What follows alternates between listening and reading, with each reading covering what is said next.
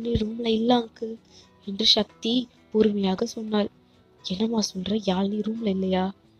ஆமா அங்கிள், ஏதோ விண்டோலேருந்து சாரி கட்டி கீழே இறங்கின மாதிரி இருக்கு என்று சக்தி பயந்த பணிவில் சொன்னாள். என்னது, பொண்ணு ஓடி போயிட்டாளா என்று மாப்பிள்ளையின் அப்பா கத்தினார். இல்ல சம்மதி, இல்ல இல்ல அப்படிலாம் ஒன்றும் இல்லை என்று ராஜ் சொன்னார். இல்லை, இப்போ அந்த பொண்ணு சொன்னதை நான் கேட்டேன். நீங்கள் இப்போ அதானே பேசிட்டு இருக்கீங்க? பொண்ணு ஓடி போயிட்டாளா என்று மாப்பிள்ளையோட அப்பா கத்தினார். இல்ல இல்ல சம்மந்தி, அவ பக்கத்துல தான் போயிருப்பா. பக்கத்துலையா? என்ன நடக்குதுங்க என்று மாப்பிள்ளையோட அம்மா கிட்ட வந்தார். இங்க பாரு, பொண்ணு ஓடி போட்டாங்கன்னு சொல்றாங்க என்று மாப்பிள்ளையோட அப்பா மாப்பிள்ளையோட அம்மா கிட்ட சொல்ல, மொத்த மாப்பிள்ளை வீடும் ராஜிடம் சண்டையிட்டனர்.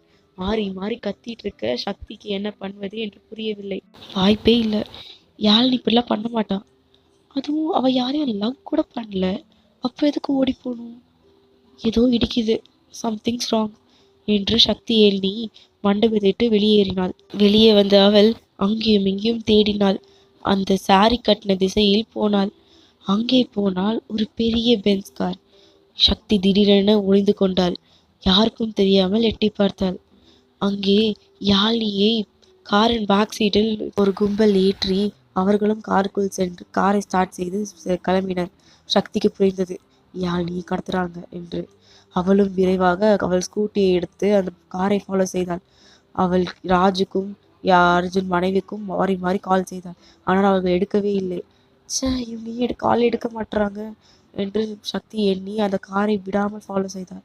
அந்த காரோ திடீரென நின்றது. சக்தியும் அவர்களுக்கு தெரியாத மாதிரி ஒரு தொலைவில் அவள் ஸ்கூட்டியை பார்க் பண்ணி இறங்கினாள். ராஜுக்கு அவள் லொக்கேஷனை சென்ட் பண்ணி சீக்கிரம் வாங்க அங்கிள் என்று மெசேஜ் பண்ணாள். சக்திக்கு ஒன்றும் புரியவில்லை. அந்த கார் ஒரு பெரிய பில்டிங் முன் நின்றது. இது என்ன பில்டிங், யாரும் இல்லாத மாதிரி தான் இருக்கு, கன்ஸ்ட்ரக்ஷன் கூட சரியா பண்ணல என்று சக்தி நினைத்தான். அந்த காருக்குள்ள இருக்கிற நபர்கள் இறங்கி பேக் சைட் திறந்து யாழினியை தூக்கி அந்த பில்டிங்குள் சென்றனர். சக்திக்கு அவர்களை ஃபாலோ செய்வதா இல்லை இங்கே நின்று ராஜ் வரைக்கும் வெயிட் பண்ணுவதா என்று தெரியவில்லை. சரி, ஏதோ ஒன்று ஃபாலோ செய்வோம், அவங்க எதாவது பண்ணிட்டாங்கன்னா என்று சக்தி பயந்து அவர்களை ஃபாலோ செய்தாள்.